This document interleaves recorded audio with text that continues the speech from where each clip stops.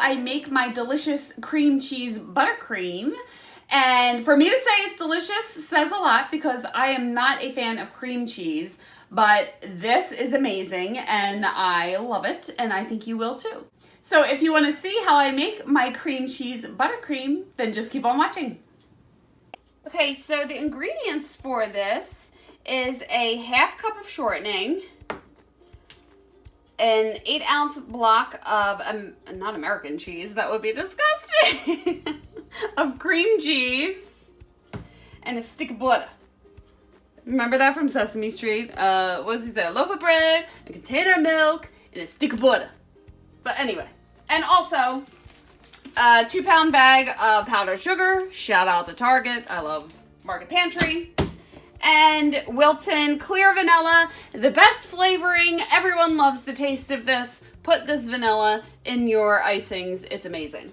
So to get started, let's take the stick of butter, put it in your KitchenAid or your mixer or whatever you have. I like to use this attachment and scrape it myself. I used to use the scraper blade and stuff just gets everywhere. So I like just the regular paddle blade. Start to cream the butter. And then add the shortening.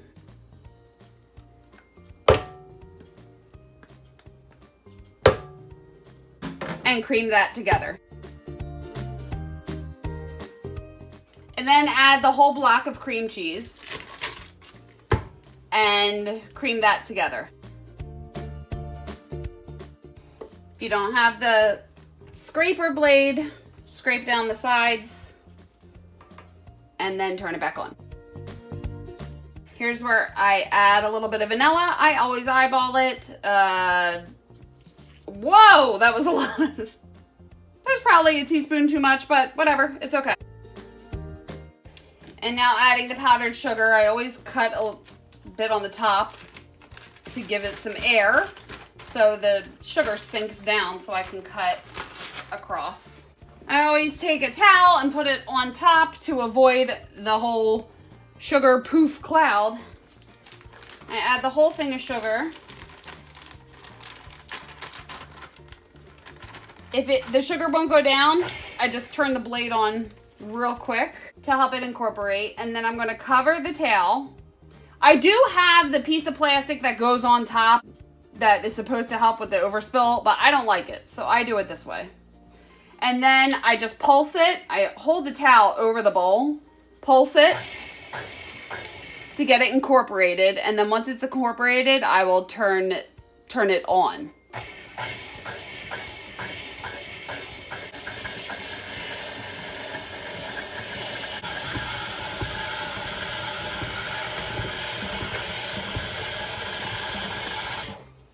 I'm going to scrape the sides down.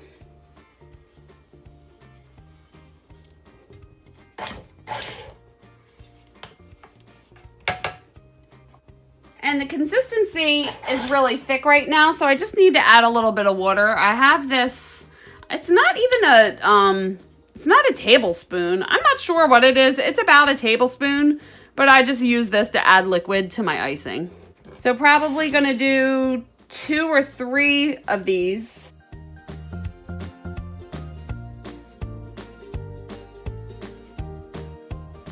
However much water I add depends on the weather. In the colder months, it's less humid. I need more water.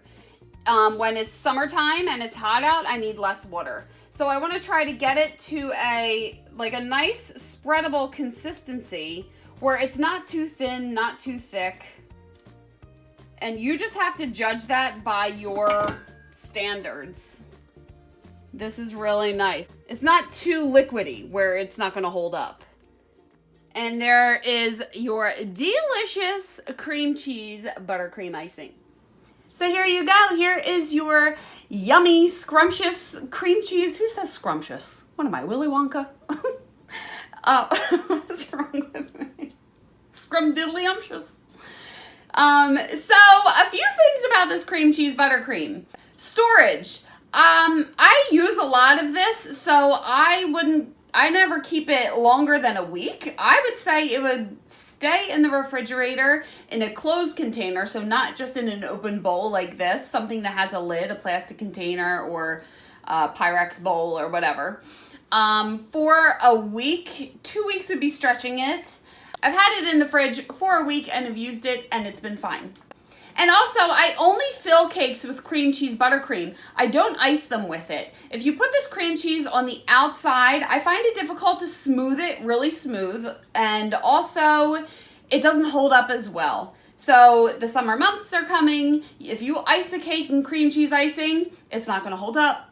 I have a guy that I work with who does catering, and he has gotten cakes before from other bakers who have iced the cake in cream cheese icing and it has fallen apart. Now this cream cheese is sturdier because it does have the shortening, but I still would not want to take the chance, especially not a wedding cake, to ice the outside in cream cheese.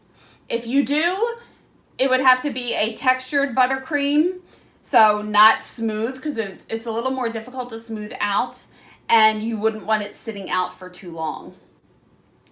What else do I want to say about this? Oh, I also forgot to say that when I mix the cream cheese in with the icing, that it is at room temperature. And also you can add some cocoa powder to this to make it chocolate. You can add different flavorings to give it a different flavor. Duh, that's what flavorings do. But if you add some cocoa powder to this, you're gonna have to add more liquid because it's gonna dry it out. So you have to eyeball that. I could probably do another video adding the cocoa. I just thought about it right now. So I think that's it. If you have any questions, leave them below and I will get back to you as soon as I can. And like always, please give this a thumbs up if you liked it and hit the subscribe button if you haven't already and you want to see more videos like this. And you can follow me on social media. I am on Instagram and Facebook and I have my website. I will link all of that below. So I think that is it for now. I will see you on the next one. Bye.